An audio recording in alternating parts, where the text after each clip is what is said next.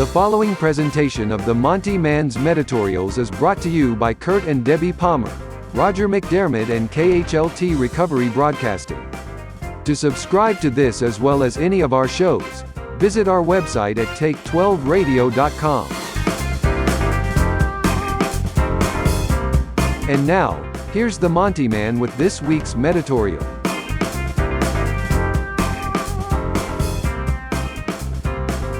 Well, greetings, my friends, and welcome to this episode of the Montyman's Meditorial. And as promised, we are reading excerpts from Dr. Alan Berger's book, 12 Stupid Things That Mess Up Recovery. We are at stupid thing number 3. And what does it say? I love this one. Pursuing recovery with less energy than pursuing addiction. Yes, that will certainly mess up your recovery. Now, we're about to read a story of a gentleman who really plans out his active addiction. So let me begin. The extremes that an alcoholic or addict will go to in order to use or obtain drugs is remarkable. It indicates the degree of control that the disease has over our life. So here's an example. I know of a man who would only eat dinner at one particular restaurant. Why was he so loyal to this establishment? Well, the reason for his loyalty had nothing to do with the quality of the food or the wonderful service. Instead, he was motivated by the physical layout of the restaurant and how this created a clandestine opportunity to drink. Let me describe what this clever alcoholic had figured out about this restaurant.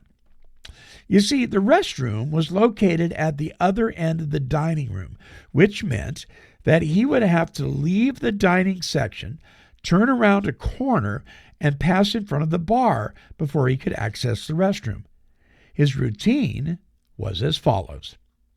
After being seated with his wife, the server would come and take their order for cocktails.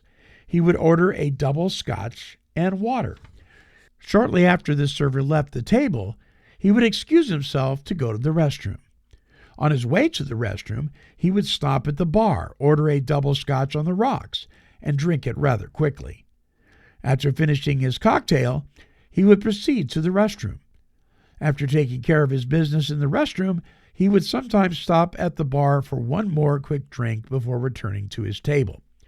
By the time he rejoined his wife at their table, the drink he originally ordered was waiting for him. Unbeknownst to his wife, the man had already consumed 2 doubles and was on his third. He would repeat this ruse at least once more during the course of the evening. You can imagine that within a couple of hours, he would end up highly intoxicated, which would perplex his wife because she only witnessed him having 2 or 3 drinks. He would then attribute his state of intoxication to something other than his excessive use of alcohol. And because his wife did not know any better, she would believe him. His ruse worked. Well, this well-executed plan shows the insidious nature of the alcoholic's thinking. When his wife would suggest another restaurant, he would always object. And we know why. Well, this is definitely the story of a man who's very clever in the throes of his alcoholic thinking. And I would surmise that he's probably pretty clever that way even when he's sober. Because you see, the alcoholic's problem centers in the mind. So, yes, if we will not pursue our recovery with at least the energy that we pursued our addiction, well, we'll be living in stupid thing number 3. Okay, next week, stupid thing number 4. Listen, for a copy of the book, 12 Stupid Things That Mess Up Recovery, please visit Alan Berger's website at abphd.com. This book is also available on Amazon. All right, until our next broadcast, this is the Montyman.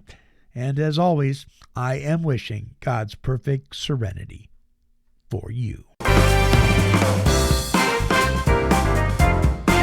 This has been a broadcast of KHLT Recovery Broadcasting and the Take 12 Recovery Radio Shows.